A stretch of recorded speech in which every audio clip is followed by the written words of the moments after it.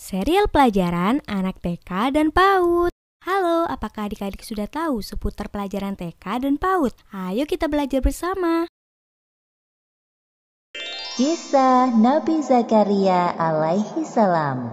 Kekuatan doa Nabi Zakaria alaihi salam. Kisah ini disebutkan beberapa kali dalam Al-Quran. Salah satunya dalam surat Maryam ayat 1 hingga 10. Diceritakan bahwa Nabi Zakaria dan istrinya telah lama menanti kehadiran seorang anak dalam pernikahan mereka. Sekian tahun berlalu, beliau berdoa dan belum dikabulkan oleh Allah. Meskipun begitu, Nabi Zakaria tidak berputus asa. Nabi Zakaria menikah dengan istrinya pada usia 30 tahun, sedangkan istrinya 20 tahun. Mereka berdua sangat mendambakan kehadiran seorang anak. Wahai istriku, semoga kita segera diberikan keturunan. Aku sangat mendambakan kehadiran seorang anak dalam kehidupan kita. Aku juga menginginkan hal yang sama, wahai suamiku. Kita harus berdoa dengan khusyuk agar Allah mengabulkan permintaan kita. Semoga Allah mengabulkan doa kita. Amin. Setiap hari, Nabi Zakaria dan istrinya selalu memohon kepada Allah agar diberikan keturunan. Ya Allah, Tuhan Maha Pengasih dan Penyayang, hamba mohon karuniakanlah kami seorang anak dari keturunanku, agar kelak anak itu dapat meneruskan perjuanganku. Sekian tahun menanti, belum ada tanda-tanda sang istri hamil. Ternyata istri Nabi Zakaria adalah seorang mandul. Artinya tidak bisa memiliki anak. Aku tidak bisa memiliki seorang anak, wahai suamiku. Sekarang usiaku mulai menua. Bersabarlah, wahai istriku. Kita harus tetap berdoa kepada Allah. Aku yakin Allah memiliki rencana yang lebih baik dari rencana kita. Iya, suamiku.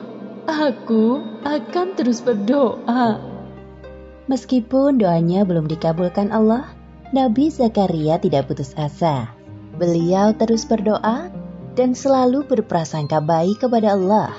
Doanya selalu sama, yaitu meminta agar diberikan keturunan. Tahun demi tahun berlalu sangat cepat. Nabi Zakaria dan istrinya menjalani kehidupan dengan penuh kesabaran dan keikhlasan. Meski tenaga untuk beraktivitas semakin menurun, tidak menyurutkan semangat beliau dalam berdakwah kepada kaumnya. Seperti yang disebutkan dalam Al-Quran, surat Maryam ayat 4. Ia berkata, "Ya Tuhanku, sesungguhnya tulangku telah lemah, dan kepalaku telah dipenuhi uban, dan aku belum pernah kecewa dalam berdoa kepada Engkau, ya Tuhanku." Nabi Zakaria menguasai banyak bidang keilmuan. Maka dari itu, beliau sangat menginginkan seorang anak untuk mewarisi keilmuan yang dimilikinya. Seperti yang disebutkan dalam Al-Quran, surat Maryam ayat 5 hingga 6. Dan sesungguhnya aku khawatir terhadap mawaliku sepeninggalku, sedang istriku adalah seorang yang mandul. Maka anugerahilah aku dari sisi Engkau seorang putra yang akan mewarisi aku. Nabi Zakaria adalah paman dari Maryam. Istri Nabi Zakaria dan ibunda Maryam adalah kakak beradik. Ibunda Maryam bernama Hannah, sedangkan ayahnya bernama Imron. Kisah keluarga Imron dijadikan sebagai salah satu nama surat dalam Al-Quran, yaitu surat Ali Imron. Pada saat Maryam masih dalam kandungan, Imron dan Hannah telah bernazar kepada Allah untuk menyerahkan anaknya kelak menjadi orang yang taat kepadanya. Namun, sang ayah yaitu Imron meninggal saat Maryam masih berada dalam kandungan ibunya. Setelah Maryam lahir dan dapat mulai berpikir, Hannah menyerahkan Maryam kecil dalam pengasuhan Nabi Zakaria. Pada suatu hari, Nabi Zakaria menemui Maryam remaja sedang duduk di mihrabnya. Beliau memperhatikan ada banyak makanan di dekat Maryam. Karena penasaran, Nabi Zakaria bertanya kepada Maryam.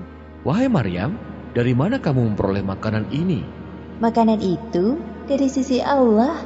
Sesungguhnya Allah memberi rezeki kepada siapa saja yang dikehendakinya tanpa hisab. Nabi Zakaria terkejut mendengar jawaban dari Maryam.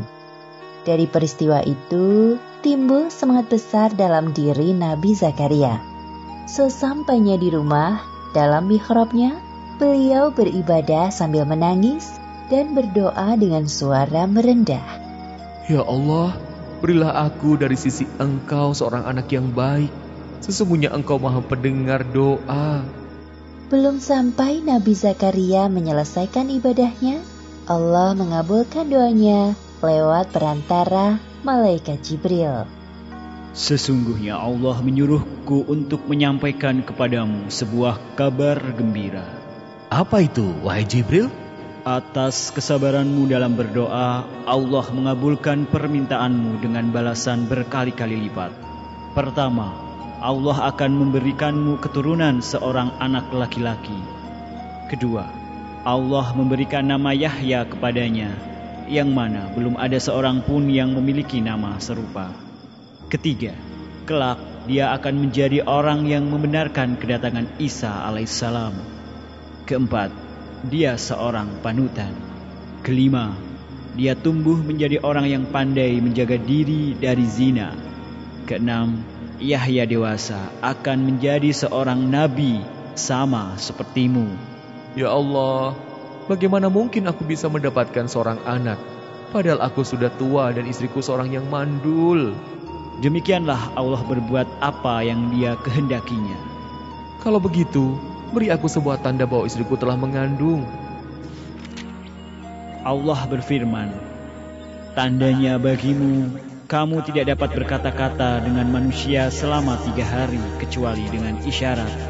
Dan sebutlah nama Tuhanmu sebanyak-banyaknya, serta bertasbihlah di waktu petang dan pagi hari. Alhamdulillah wa syukurillah. Segala puji bagi Allah atas segala karunia yang Engkau berikan kepadaku, ya Allah.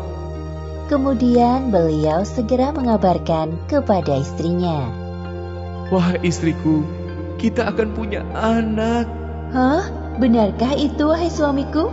Aku akan mengandung seorang anak. Iya benar, seorang anak laki-laki bernama Yahya.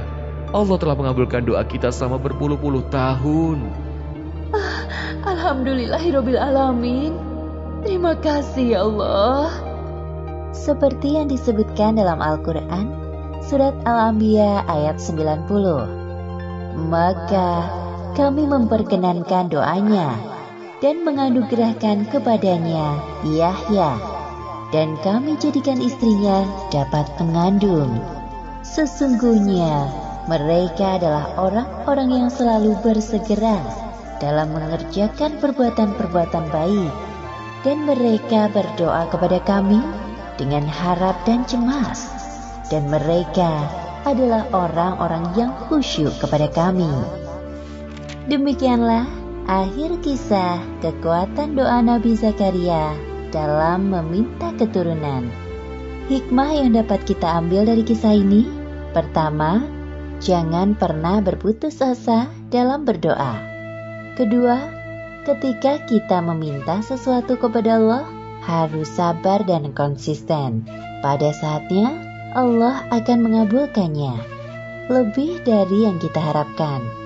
Ketiga, kisah Nabi Zakaria ini membuktikan kepada kita bahwa kekuasaan Allah tidak terbatas. Seperti kisah istri Nabi Zakaria yang mengandung seorang anak di usianya yang sudah tua. Suatu hal yang mustahil terjadi pada manusia biasa.